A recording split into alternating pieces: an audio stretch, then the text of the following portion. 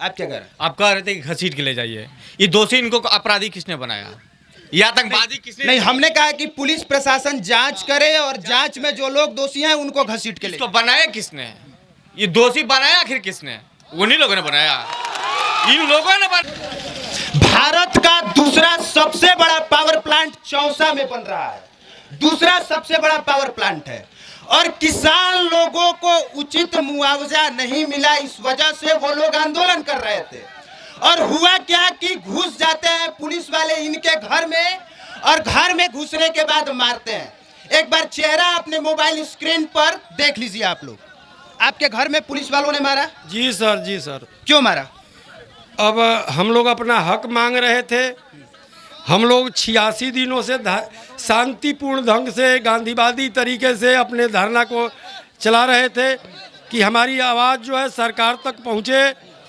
इस बीच प्रशासन के लोगों ने हम लोगों को अराजक तत्व, गुंडा, मवाली सारा चीज़ कहने का काम किया। फिर भी हम लोग आपने वीडियो कैसे बनाया? एक बात समझ लीजिए, अगर पुलिस वाले इनके घर में घुस के मार सकते हैं तो क्या गारंटी है कि इनके घर में घुस के नहीं मारेंगे? क्या गारंटी है कि इनके घर में घुस के नहीं मारेंगे? और क्या गारंटी है कि इनके घर में घुस के नहीं मारेंगे? किसी के भी घर में पुलिस वाले घुस के कभी भी मार सकते हैं। और अगर उन्होंने वीडियो नहीं बनाया होता तो बताइए ये लोग गिरफ्तार होते और पुलिस वालों पे कोई कार्रवाई नहीं होती। वीडियो किसने बनाया था? मेरा वो छोटा चाचा लगेंगे जी, वही अपने रूम में से वो खिड़की के माध्यम से वो वीडियो बनाए जी।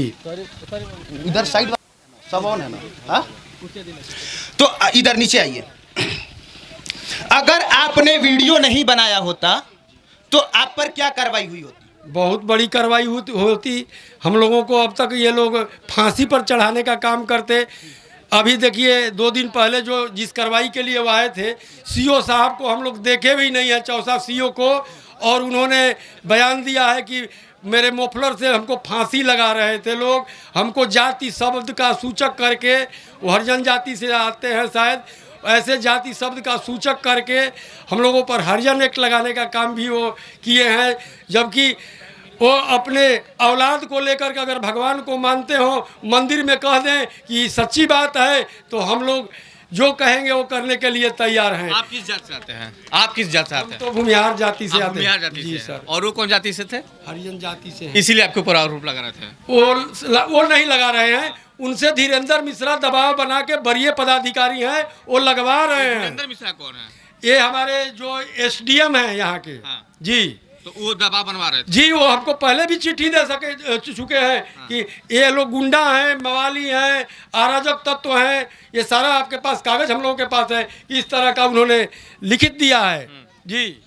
आपके मोबाइल स्क्रीन पे ये जितनी भीड़ दिख रही है, दाहिने बाएं बीच में आगे पीछे, ये सभी लोग पागलों की तरह 90 दिन से चौसा थर्मल पावर प्लांट के सामने बैठ के धरना दे रहे थे और किसी ने इनका नहीं सुना।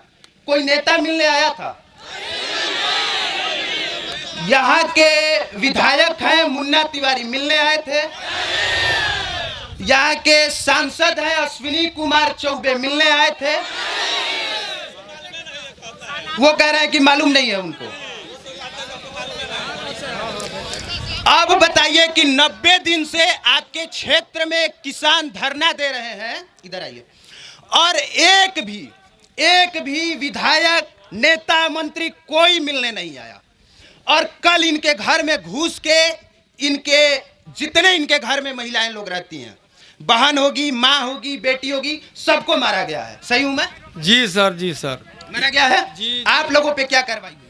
हम लोगों को तो हम लोग तो पहले ही घर छोड़ दिए थे। डर था हम लोगों को कि ये लोग हम लोगों को उलझाएंगे, इसलिए हम लोग घर छोड़ चुके थे जी। हम लोग घर में थे ही नहीं, इसलिए और ही क्रूरता से हमारे बच्चों को पीटा गया, जो कि सीसीटीवी फुटेज बता रहा है कि घर की महिलाएं और बच्चे कैसे करा रहे हैं। छोटे छोटे बच्चों को ले गया बंद किया गया था, कल शाम को छोड़ा गया है। अच्छा, एक बात बताइए, जब पुलिस वालों के साथ आप लोगों की झड़प हुई तो आप लोगों पे इल्जाम है, ये किसान लोगों पे इल्जाम है कि ये लोग चौसा थर्मल पावर प्लांट में जबरदस्ती घुसे, ताला मारे और इन लोगों ने आग लगा दिया। वो सही है कि गलत है? जी वो गलत आरोप है, गलत, ये गलत आरोप है सर। कल हमारे थाना प्रभारी महोदय ने अपने सर्विस रिवॉल्वर से फायर किया। उस समय कुछ बच्चे उग्र हुए और कुछ उग्र होकर के, लेकिन बुजुर्ग ने शांत कराया। हमारे जो एसजेबीएन के सीओ साहब हैं, उनका पहले से प्री प्लानिंग था और प्लानिंग के तहत उन्होंने अपनी गाड़ियां फुकवाई और पुलिस वालों को अपने लठाइतों से पिटवाया, सीधे साधे ग्रामीणों को फंसाने की नीयत से। जी सीओ जी साहब फुकवाए। उसी चौसा थर्मल पावर प्लांट में सीसीटीवी कैमरा लगा है और अगर किसानों ने फूंका होगा तो उनका वीडियो होगा, वीडियो होगा ना। और ये देखिए, ये सभी लोग हाँ कह रहे हैं और ऑन कैमरा कह रहे हैं और सभी लोग सामने से कह रहे हैं और सभी लोग बैठे हैं यहाँ पे। अगर इन लोगों ने आग लगाई है तो वो सीसीटीवी फुटेज आप जारी कर दीजिए और जिसको गिरफ्तार करना है उस जुर्म में गिरफ्तार कर लीजिए। लेकिन 90 दिन से अगर आदमी शांति पूर्वक तरीके से धरना दे रहा है और फिर भी आपको समझ में नहीं आ रहा है तो आदमी क्या करे?